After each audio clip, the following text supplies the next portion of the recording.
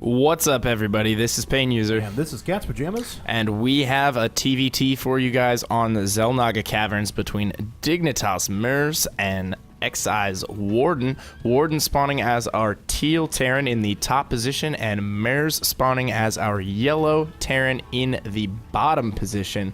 Gonna be a good game for you guys.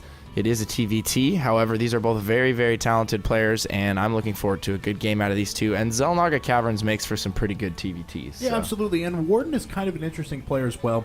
I followed him quite a bit because I have some involvement with 11 Gaming and things like that. And Warden has been very, very public about posting a lot of builds and a lot of strategies on the Team Liquid forums recently. Even I think his most recent TVP section has gotten a lot of attention. He has this really cool build where it's just 1-1-1 quasi all-in into an expand. I don't know, it's kind of weird. It's really fun to watch, though. And so he's someone who's not afraid to do ridiculous mixtures of units if he feels the time is right.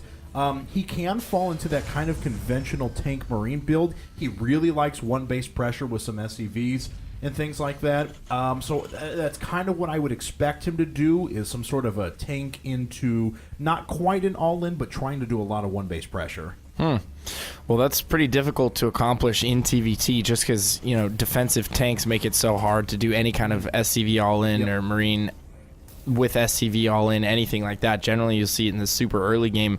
But both players following the exact same path. They have both gotten gas, and that's actually worthy of note in a TVT because obviously neither player is going to one-rack FE. They're probably going to tech up, get some Hellions out, maybe get some tanks right off the bat, and yeah, we'll see where they take it from there. Maybe Banshees are actually quite commonly used on this map just because you can get to your opponent's base so quickly, and Banshees are so effective. It looks like we might actually see a Reaper here out of Merz. Probably going to scout in, see what's going on, and not get too aggressive with that Reaper, hopefully, and it'll probably allow him to hold that North Xel'Naga tower for quite a while. Yeah, absolutely. And this map, especially in TVT, such a positioning war. It's really, really critical to hold on to whatever you can. I'm curious to see how Warden reacts. He knows it's there. He had his SCV diligently attacking that tech lab as much as possible. Only managed to do 45 points of damage, of course. Reaper number 1 making its way out. And looks like he wants to establish control of the Xel'Naga towers pretty early on. Does manage to drive away the SCV. Can't quite get the kill, though. Let's see, Warden going right into a factory. No second gas quite yet. And it looks like Merz is just saving up for that expansion. Second Reaper out, actually. So he is going to do a 2 Reapers before he decides to expand. And there's the expansion. This is actually something we've been seeing a lot out of him lately. Doesn't always work out for the best, though. I don't think I've seen it yet do the amount of damage that making 2 Reapers would warrant in order for it to pay off. I mean, 2 Reapers is a very, very expensive early game investment. You're delaying your factory by quite a bit. You're delaying all your tech by quite a bit. And, you know, Reapers not necessarily the best combat units in TVT. They serve virtually no purpose other than harassment and scouting. So don't know why the effort to make 2. Maybe it's because if a player is perhaps getting a reactor on his barracks and only makes 1 marine or something like that. If he just absolutely skimps on having units in the early game, you could probably get in there, kill 1 to 2 marines, and then do some serious damage with the Reapers. But with 4 marines and a Hellion, I think he'll be more than ready to deal with these Reapers, although he just passed by those Reapers with the Hellion. So the Hellion is out, and now there are 2 Reapers that are going to be headed into the main, although I think even 4 Marines can hold their own against 2 Reapers. Yeah, and the way Merz is just holding so long, he's allowing Warden to go ahead and reinforce that these Reapers are really going to be used for nothing other than just scouting purposes. Warden does manage to get some pretty good damage. Oh my god, one of those Reapers almost dies. And now finally the Reaper's catching up. 1 Reaper goes down. Warden going to make his way right back to these Marines. And that Reaper just did nothing. Both of those Reapers did nothing. That was very strange. I felt like he definitely could have killed the first Hellion that was coming down the ramp. There was no reason to run from that. But yeah, running from it, taking a few shots as he was trying to get away there, allowed that Hellion to just kill the first Reaper and then back off without dying unscathed. And the Marines obviously killing it very quickly there. So Merz now in a position where he has to get a bunker, and it looks like Warden is going to head around the back with some Blue Flame Hellions here. He does have 3 Blue Flame Hellions. The research is complete. Merz's Blue Flame is not done yet. This could work out very, very, very well for Warden, depending on how well he controls this right here. Going straight into the natural, taking out 1 mule, although sends his Hellions a little bit too far in there. Gets one of them picked off, but still killing quite a few SCVs. And wow, Hellion on Hellion, Blue Flame versus non-Blue Flame is kind of ridiculous. These Blue Flame Hellions are just absolutely massacring everything, and this is so horrible for Merz right here. I don't, you know, how's he going to recover from this? I don't know, man. He's down to 22 supply now. Warden at 50, and all of those workers have been crushed. Taking a look at the workers killed, 13 workers have gone down to this. Like you said, look at the difference of non-Blue Flame Hellions versus the Blue Flame ones. That 24 damage, oh so critical at this point. Warden going to be able to, he can do whatever he wants now. I mean, he can produce whatever units he wants. He can dictate the pace of the game. He can decide when he wants to attack. He can play a let's build up and kill our opponent game. He can sit back and macro. The opportunities are endless for him. He has just put himself in an incredible position. Yeah, he is in an incredible position right now, and he can do something with that. You know, this isn't one of those situations where I feel like you should just play it back for quite a while and hang out and let your opponent have an opportunity to crawl back into the game. I mean, he had such a huge lead after that. He really needs to launch an aggressive tank timing push, and I think he can just straight up end the game here. But he is going to go do some more harassment to the main, it looks like, with 4 Marines and a Blue Flame Hellion. Probably going to be able to kill a bunch more SCVs, and it looks like Merz is being forced into a situation where he doesn't know what's coming. He's having to put up turrets in his mineral lines. Just now sending his units out to the southern Xel'Naga, and it looks like he is going to very, very quickly spot that dropship. I don't know if he caught that out of the corner of his eye, but it certainly did show up in the view path of the Xel'Naga, so we'll see if Merz is ready for it this time. Yep, absolutely, but here comes Merz, and he actually is doing quite a bit of damage himself. He may be able to equalize most of this damage, makes his way up. There's only a couple of Hellions here, but the Siege Tank should be able to ward away the rest. Here comes Warden, though. He's making his way right back in. All of these SCVs have gone ahead and just lined themselves up. So much damage being done. Merz is going to lose all of his Hellions, only manages to take out 1 of Warden's, and he is down to just a few SCVs mining, runs back with all of his Hellions. He will be able to clean up that drop, but again, I don't know, he killed a lot of SCVs up here, but still not enough to equalize what Warden just did. And even if Warden had traded evenly in SCVs right now, because of the damage he did before, still more damage, or it's still worse for Merz. Absolutely. I think Warden is firmly in the lead right now. He didn't have that many SCVs at his natural. It wasn't very saturated, and Merz looking to get some more harassment done here.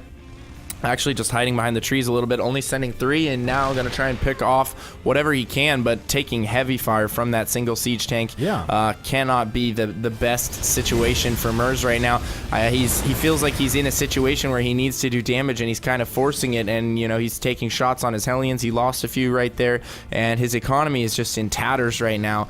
He's also down considerably in supply. It's 89 to 58 right now, so Warden really pulling away with things right now. Needs to build up that tank count, and once one of these players has a considerable tank count, they will be so far in the lead. And oh, no anti-air for Merz. This Banshee is going to be such a pain in his back. It's literally just going to stay there and continually pick off SCVs for however long until he can get some anti-air. Yep, absolutely, and it looks like oh wow, it's shifting all of the mining over to the left, losing yet more mining time, forces a cancel in the supply depot as well. So Warden playing oh so well throughout this entire process. This is also a very patient way to deal with your opponent as well. He's got to watch out he's not susceptible to these drops, though. He should be able to see that drop, but Merz makes his way in, and he's going to do a lot of damage. A couple of units already going down, but he is forced to pick back up. Did damage, yes, but looks like Warden's still in control. Now, Merz going to move over with that Viking. Banshee is going to go down, doesn't even get the Marine kill, so Nice little bit of damage done there, but Warden coming right back with another Blue Flame Hellion drop. Well, I mean, him losing those Marines there was inconsequential. Warden, oh, wow. More Hellions for Merz, better spread, and Blue Flame on Blue Flame action right there as Warden's Hellions get decimated in the main. No harass going to happen for him there. And what I was going back to earlier is when Warden was losing those Marines in the main, it really wasn't a big deal at all.